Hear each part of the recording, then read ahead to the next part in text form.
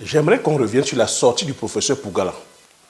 Lorsqu'il a avancé lors de sa conférence devant ses apprenants, comme quoi que le manioc que c'est une culture qui rembête, que c'est un poison, que le manioc que c'est une culture que les Blancs ont ramenée pour nous abrutir, que le manioc à l'État produit 1 tonne, 1 à 2 tonnes, alors que le blé produit 14 tonnes.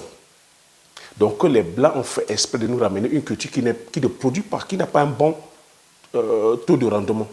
1 à 2 tonnes l'État. Eux, ils ont gardé la culture qui est plus qui a un grand taux de rendement, 14 tonnes. Donc que les Blancs que ne mangent pas ça parce que c'est un poison, que ça contient du cyanure. Je pense que j'ai eu à développer la partie cyanure, mais je vais revenir là-dedans. Là où je vais revenir, c'est il faudrait que M. Pougala nous explique où est-ce qu'il a cultivé le manioc, d'où lui vient que son chiffre de 1 à 2 tonnes. Et quel est son intérêt de venir nous dire ici de ne pas manger le manioc, d'aller plutôt manger le blé. Et lorsqu'il dit que le blé produit 14 tonnes l'hectare, c'est dans quelles conditions? Où est-ce qu'il a vérifié ça? Est-ce qu'on peut avoir un rendement de 14 tonnes l'hectare dans les conditions que nous savons qu'en Afrique? Et quel est le coût de production pour ces 14 tonnes l'hectare? Donc, moi, ce qui me choque encore, ce qui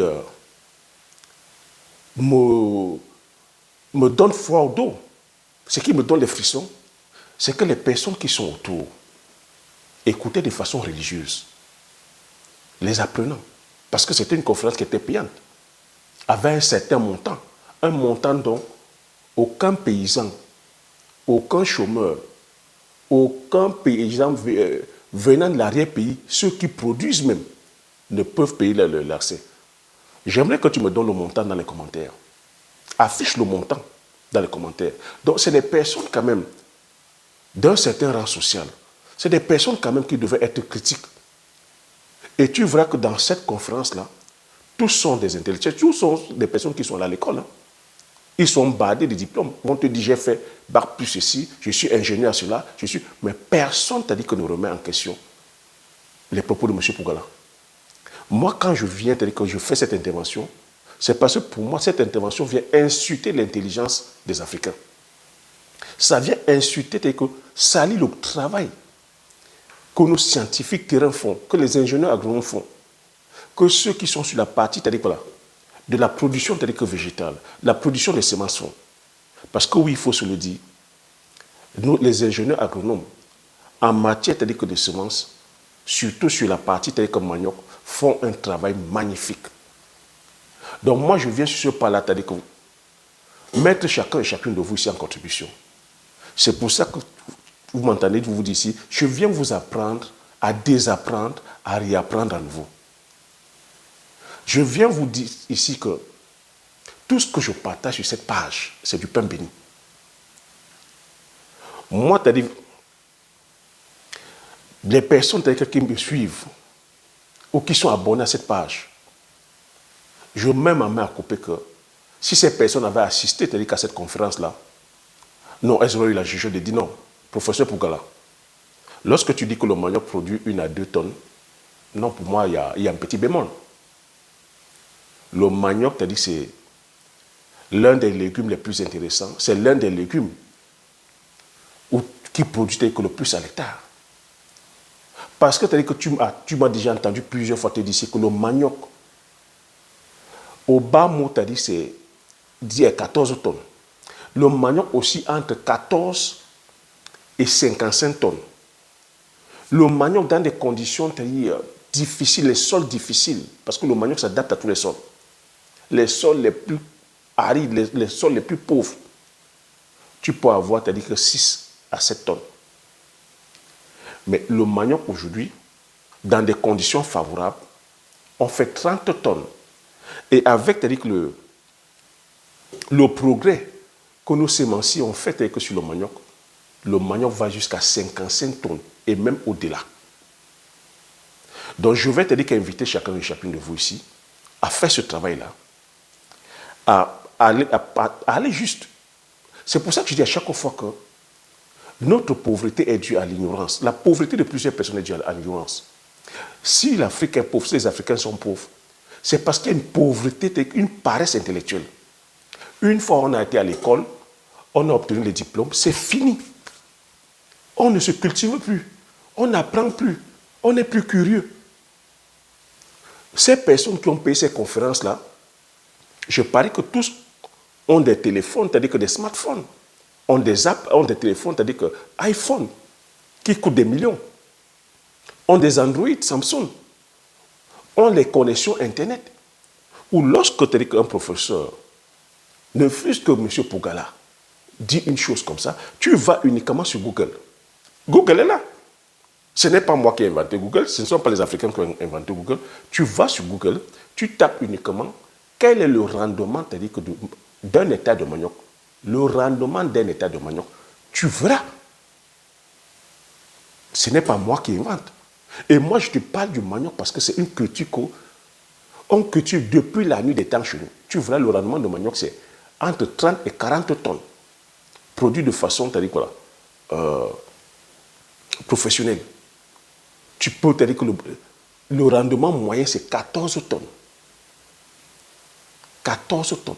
Et en Afrique, le blé ici, en Occident, c'est entre 8 et 10 tonnes. Donc, quand M. Pougala dit que le blé produit 14 tonnes, c'est un gros mensonge. 14 tonnes, c'est au Brésil et c'est des exploits. Tu ne peux pas réitérer ça tout le temps parce qu'avec les conditions climatiques, les conditions météorologiques, tu ne peux pas faire. La production moyenne de blé ici, le rendement, c'est 8 tonnes. Lorsqu'ils ont produit trop, c'est 10 tonnes. Donc, de toi à moi, entre 8 tonnes et 30 tonnes, mais vers où on doit aller? Si on veut nourrir la population, on se doit d'aller produire ce qui produit plus. Donc, avant d'aller peut-être plus loin, il faudrait aussi qu'on sache d'où provient ces tubercules.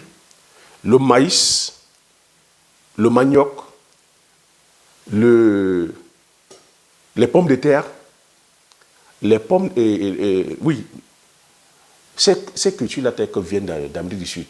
Même le haricot, ça aussi c'est la pomme de terre. Le rendement de la pomme de terre à l'hectare, c'est entre 30 et 40 tonnes. Le rendement de la pomme de terre à l'hectare, c'est 30 et 40 tonnes. Donc, j'ai dit pomme de terre, ça vient du Mexique, Amérique du Sud. Pomme de terre, maïs, haricot et manioc. Ces 4 cultures viennent de l'Amérique du Sud. C'est les Occidentaux qui sont allés dans les années 1700, au Moyen-Âge.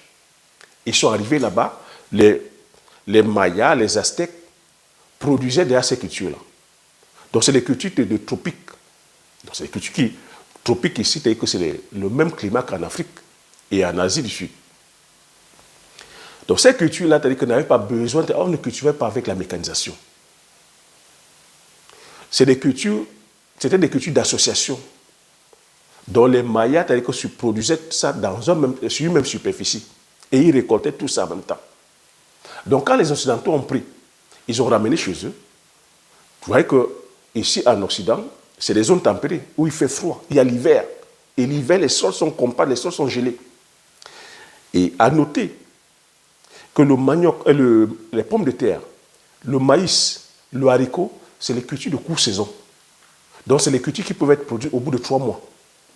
C'est pour ça que les Occidentaux, ça s'est adapté ici en Occident. Le manioc, c'est une culture de long cycle qui va sur 12 mois. Donc, sur 12 mois, le manioc ne peut pas s'exprimer ici parce qu'il y a l'hiver. Les sols sont gelés. C'est une tubercule qui a besoin d'un sol meuble, d'un sol drainé, comme tous ces tubercules d'ailleurs. C'est pour ça qu'ils n'ont pas maintenu le manioc. Mais le manioc, c'est une culture qui est hautement rentable. C'est un peu comme si, ici en Occident, tu disais, c'est-à-dire aux Occidentaux, que la pomme de terre, c'est-à-dire que c'est une culture qui les rend bêtes. C'est une culture qui les rend idiots. C'est une culture qui les rend imbéciles. Parce que la pomme de terre, comme je t'ai dit, ça vient aussi du Mexique. Ils ont récupéré toutes ces cultures. Mais la pomme de terre, est-ce que tu sais comment c'est consommé ici? La pomme de terre, c'est le légume le plus consommé en Occident. avec la pomme de terre, ils mangent la pomme de terre bouillie, ils font les frites de pommes de terre. Quand vous allez dans tous les fast-foods, c'est les frites de pommes de terre, c'est les frites de pommes de terre dans toutes les maisons, parce que c'est facile à faire. On mange la pomme de terre, purée de pommes de terre. Il y a de la farine de pommes de terre. Il y a les chips de pommes de terre. Est-ce que tu imagines le potentiel? Avec la peau de pomme de terre, on peut faire du biogaz. Donc c'est un peu comme si tu venais dire ici, aux Occidentaux, que la pomme de terre rend bête, que la pomme de terre rend imbécile. Donc c'est pour te dire que le raisonnement de M. Pougala ne tient pas. C'est tout simplement parce que le manioc ne s'adapte pas par rapport ici au climat. Parce que si le manioc s'adaptait, il serait en train de faire le manioc sur toutes les sauces. Et le manioc, tu vois, ça a énormément de produits dérivés, comme on fait chez nous. Donc, mes propos ici, c'est de dire, mais pourquoi M. Pougala vient salir le manioc? Mais parce que Pougala aussi, quand j'analyse ses propos, il veut venir introduire le blé, le tournesol. Il a voulu introduire ça au Cameroun. Mais les autorités camerounaises ont bloqué ces semences-là. Et c'est pour ça qu'il a la dent dure vis-à-vis des autorités et il voit comment le manioc est en train de prendre le vent en poupe. Mais le manioc prend le vent en poupe avec raison. Nous sommes en train de parler d'import substitution. On a vu que les difficultés que nous avons eues lors de la crise sanitaire. On voit notre dépendance vis-à-vis des farines, surtout le blé. Mais si on a une culture aujourd'hui qui puisse substituer que le blé, comme les pommes de terre, comme le manioc, comme la banane plantain, comme l'igname, on se doit d'aller vers là. Mais maintenant, il faudrait que M. Pougala nous donne aussi son agenda. Je vous ai dit ici que nous sommes dans une guerre commerciale. Est-ce que M. Pougala, j'ai vu avec vos interventions, vous avez tous dit qu'il a un penchant vers la Chine, il a un penchant vers l'Italie. Donc vous voyez que la Chine, s'il a un penchant vers la Chine produit quoi? La Chine va produire beaucoup plus de riz. La Chine, t'as dit quoi là? J'ai vu, quelque part, il a dit, ah oui, à un moment donné, on voulait qu'on fasse les pâtes à base de manioc. Conflit d'intérêts. C'est la Chine qui invente les pâtes. Et les pâtes aujourd'hui sont produites où? En Italie. Et c'est produit à base de quoi? À base du blé. Donc, vous voyez, on peut nous amener comme ça des personnes qui vont plutôt venir défendre les intérêts d'autres personnes. Je vous ai dit ici que le problème de l'Africain, c'est l'Africain. Que c'est à l'intérieur que le pourrissement commence. Mais on va prendre une figure d'autorité comme ça, professeur Pougala. Parce que lui, il a accès à tous les médias. Il a accès à toutes les radios. C'est une figure d'autorité. Et lorsqu'il va dire une conduite comme ça, et tout le monde va gober. Donc moi, je dis ici, pour les apprenants de M. Pougala, vous devez d'aller vers M. Pougala, il se doit de rectifier ce qu'il a dit. Et s'il pense que c'est avéré ce qu'il dit, il doit nous prouver. Il doit venir nous prouver comment le manioc, on peut produire le blé au Cameroun et avoir 14 tonnes. Il doit nous prouver ici en Occident comment est-ce qu'ils produisent le blé ici en Occident et avoir 14 tonnes. Parce que il faut comprendre aussi que lorsqu'on va produire, l'intérêt ici, c'est de gagner de l'argent. Oui, l'intérêt, si on veut gagner de l'argent, c'est de ne pas perdre aussi de l'argent. Donc, lorsqu'on va donc produire le blé, ou lorsqu'on va produire les céréales, c'est quoi le coût de production des céréales? Quand il vient nous dire d'aller produire le tournesol, d'aller produire le blé, c'est quoi le coût de production? Comparativement au coût de production, par exemple, du manioc, de l'igname. Tout le monde peut commencer un champ d'igname. Tout le monde peut commencer un champ de manioc. Tout le monde peut aller faire aujourd'hui 10 hectares, 20 hectares, 30 hectares, 40 hectares. Mais tout le monde ne peut pas aller faire aujourd'hui les champs de céréales, de blé, de colza, de tournesol et être rentable. Parce que ça demande de la mécanisation. Je vous parle du coût de production, du coût de l'énergie, le coût des entrants. le coût de la mécanisation, combien ça coûte un tracteur. Donc, vous voyez que c'est des personnes qui viendront comme ça vous vendre un modèle d'agriculture qu'eux, ils ne pratiquent pas. Je vous ai dit, à date aujourd'hui, on ne peut pas faire l'agriculture industrielle, surtout sur les céréales. Tant que le gouvernement n'est pas là pour mettre toutes les structures en place, et même quand le gouvernement met, regardez comment les Occidentaux souffrent ici aujourd'hui. Les semences aujourd'hui, c'est la paternité des compagnies privées, des multinationales privées.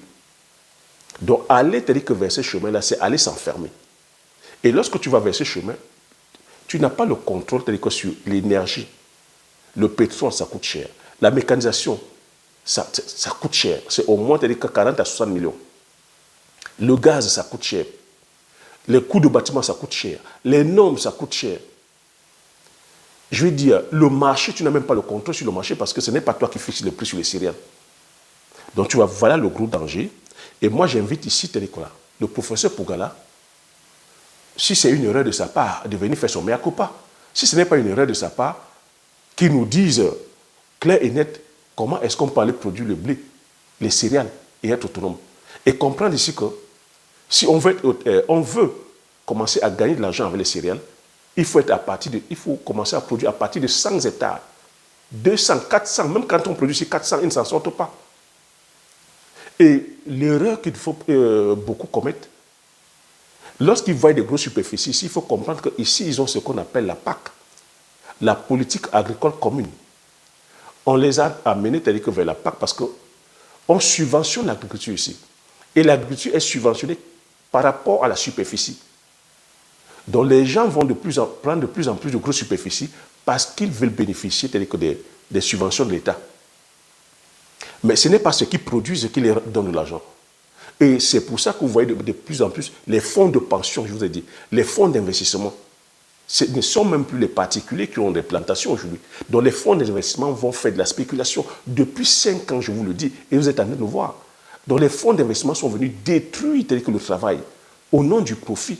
Parce qu'eux, ils peuvent se permettre d'acheter comme ça 20 000 hectares parce que c'est des actionnaires, c'est les retraités américains qui investissent, c'est-à-dire qu'en bourse, qui investissent dans les fonds de pension. Donc ces fonds de pension vont faire des montages, achètent des terres agricoles, 10 000, 20 000 hectares.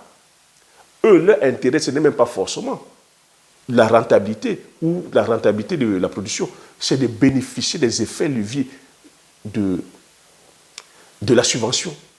Parce que lorsque tu as 20 000 hectares, tu peux avoir des subventions même allant de 30 millions d'euros l'année. Hein. Et derrière, vont aller faire des céréales. Leur intérêt, ce n'est même pas tant la qualité. Vont encore aller plutôt faire les céréales, par exemple pour aller faire l'éthanol, pour aller faire du sucre, pour aller faire les aliments pour bétail, au détriment du blé ou du maïs pour la consommation humaine. Ça, c'est des choses que vous devez comprendre. Est-ce que nous, en Afrique, nous sommes accompagnés? Est-ce que nous avons des subventions? Est-ce que nous sommes autonomes sur le plan énergétique? Est-ce que nous avons les infrastructures? Quel est le relief que nous avons? Est-ce que la topologie de notre sol est adaptée pour la mécanisation? Donc voilà comment on vous amène à marcher sur la tête. Et nous sommes les premiers ici à dire que nos gouvernements ne servent à rien. Nous sommes les premiers ici à insulter que nos dirigeants politiques. Tant que le politique n'a pas implémenté les choses, on marche sur la tête. Donc voilà ce que je voulais partager. Et ici, le but du jeu ici, je voudrais que chacun d'entre vous, chacun qui verra cette vidéo, fasse l'effort d'aller sur Google. Je dis pas, ne prenez pas mes propos pour agent comptant. Tu fais l'effort d'aller sur Google. Tu dis quel est le rendement d'un hectare de manioc. Tu vois ça, tu affiches. Quel est le rendement d'un hectare de blé? Tu vois, tu viens afficher dans les commentaires. Faites des screenshots, mais vous affichez. C'est comme ça qu'on va commencer à faire. Parce que si on n'est pas là à intervenir et qu'on ferme la bouche, on va laisser comme ça des personnes venir nous véhiculer des fausses informations. Parce qu'il faut comprendre que c'est fait exprès. On est dans un monde de manipulation, de la désinformation, au profit d'un petit groupuscule. Parce que c'est l'intérêt personnel. Hein. Lui, il se fait son argent et on vient l'utiliser comme il est une figure d'autorité. On va dire professeur, on va l'écouter. Je vous ai dit ici que tous ces grands groupes agro-industriels, tous ces multinationales, utilisent les personnes qui sont dans vos entourages, les professeurs, les médias, les dirigeants politiques, pour nous manipuler pour leur propre intérêt.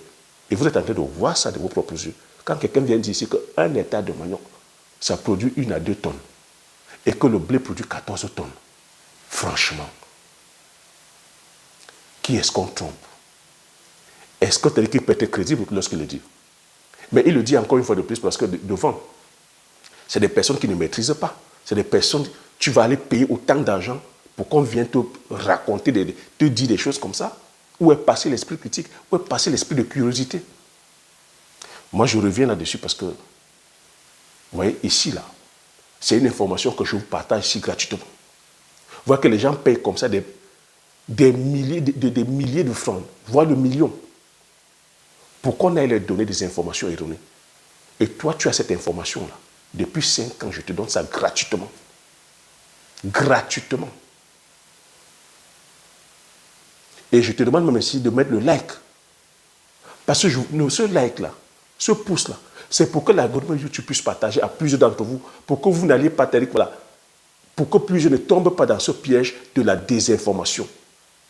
Et aillent payer énormément d'argent comme ça pour aller prendre la mauvaise information. Et lorsqu'ils vont aller se lancer, c'est-à-dire que justement là où on les a envoyés, ils n'auront que les yeux pour pleurer. Et ils viendront dire que non, l'agriculture, c'est-à-dire que ne donne pas. L'agriculture, c'est non. Faites ce travail-là, mettez le pouce, partagez au maximum. Et moi, avec le recul aujourd'hui, je pense que je vais aussi commencer à monnayer les informations parce que ce n'est pas possible. Depuis 5 ans, je donne gratuitement, vous voyez partout, on vous vend la connaissance. Donc moi aussi, je pense que je vais commencer à...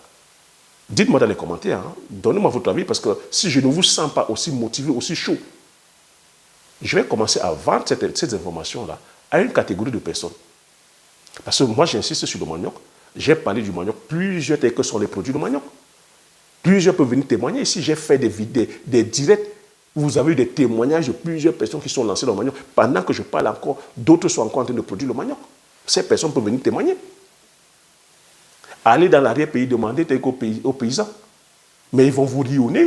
Ils vont rionner au propos de M. Pougala que le manioc c'est 1 État ou 2 États. Le manioc aujourd'hui, c'est la culture qui nous rassemble. Le manioc, c'est-à-dire que ça permet à nos mamans, à nos grandes-mères de pouvoir faire une économie, envoyer les enfants à l'école. Si aujourd'hui on a des universitaires, on a autant de personnes, c'est grâce au manioc. Et grâce aux produits dérivés, le couscous, le watafoufou, le bobolo, le miondo, que les mamans ont vendu. Le manioc, c'est-à-dire a apporté la cohésion. Parce que ce bobolo-là, on dit le bobolo ne rend pas, mais les mamans, sur le plan social, lorsque c'est-à-dire qu'elles font les champs de manioc, elles font les champs de manioc à tour de rôle. Elles s'associent. Elles vont à tour de rôle travailler dans les plantations, c'est-à-dire que des différents membres de la communauté. Lorsque c'est la récolte, on fait pareil, elles s'associent, elles récoltent ensemble. Lorsqu'elles ont trempé, lorsqu'il faut venir faire le bobolo ou le miondo, elles se mettent encore ensemble pour venir travailler pour la personne qui a trempé son manioc. Est-ce que vous voyez sur le plan social ce que ça impacte? Est-ce que vous voyez sur le plan social ce que ça contribue? Lorsque tu vas aller faire ton blé, tu vas aller faire ton tournesol, tu vas récolter comment? Quelle est la valeur que ça? Vous voyez comment est-ce qu'on vient détruire le bobolo, le miondo, le mitumba? C'est des valeurs culturelles énormes. Et lorsqu'on dit que ça contient du cyanure, je vous dis que le cyanure, c'est une infime partie. C'est des particules qui ne sont même pas nocives pour la consommation. Et lorsqu'on passe à la phase de transformation, ça détruit ça. Lorsqu'on mange le manioc bouilli, ça détruit. Et le manioc, il y a des variétés. Donc, la variété industrielle pour faire la farine ou pour faire de l'amidon, ce n'est pas consommable. Et que dans toutes les cultures, il faut comprendre que toutes les cultures sont toxiques. Pire encore, aujourd'hui, on produit de façon chimique. Tout ce qui est chimique, là, tout ce qu'on met, engrais, pesticides, nématicides, fongicides, tout ce qui est produit chimique, c'est nocif pour la culture. Que ce soit les fruits, que ce soit les légumes que vous consommez, c'est-à-dire que c'est nocif. Mais ici en Occident, il y a des agences de régulation qui regardent le taux de toxicité. Donc quand ils viennent dire que le manioc contient le cyanure, que c'est un poison, ben pour les profanes, c'est-à-dire que ça va les effrayer, mais si ça contient le poison, on sera tous bons. Le manioc est consommé partout dans le monde. Et quand il vient citer l'OMS, l'OMS, ce n'est pas un gage de qualité. C'est quels sont ceux qui ont fait ces études-là. Quels sont ceux qui ont fait ces recherches? Et quel est l'intérêt qu'ils ont derrière à venir dire que le manioc c'est un poison? Vous allez comprendre encore qu'il y a les conflits d'intérêts. Est-ce que vous êtes en train de voir ce qui se passe là présentement avec la Chine? Vous avez vu comment les commerçants, les industriels chinois sont en train d'exposer, c'est-à-dire que les produits de luxe européens, que les produits de luxe que vous achetez à 36 000 euros, à 5 000 euros, les sacs Lancel, Gucci, Dolce Gabbana, les MS, ces produits en Chine à 1 000 $. On vous vend ça à 45 000 euros, à 30 000 euros. C'est la guerre commerciale. C'est la désinformation. Quelle est la partie qui est vraie, quelle est la partie qui est fausse? À nous d'utiliser notre cerveau. À nous d'utiliser notre cerveau. C'est comme ça que ça se passe. La guerre commerciale, c'est comme ça. C'est comme ça qu'on fait pour saboter les produits. Je vous ai dit comment ils ont voulu saboter l'huile de palme. Donc si on n'est pas wise, on meurt dans le film. Donc voilà ce que je voulais partager sur cette vidéo. Je vous attends dans les commentaires. Regardez sur la barre de description de cette vidéo-là, il y a un lien de bienvenue où je partage avec vous 10 idées de meilleure culture hautement rentables à lancer tel qu'en Afrique, qui vous laisse dans la prospérité tel qu'à vie. Ouais, c'est comme ça que moi j'ai pensé pour aller faire mon agriculture. Vous voyez que je ne fais pas l'agriculture comme monsieur, madame, tout le monde. J'ai pensé à toutes les contingences. C'est pour ça que je me suis lancé sur le modèle que je partage avec vous. Et c'est un modèle qui me laisse dans la prospérité à vie. À vie. Voilà.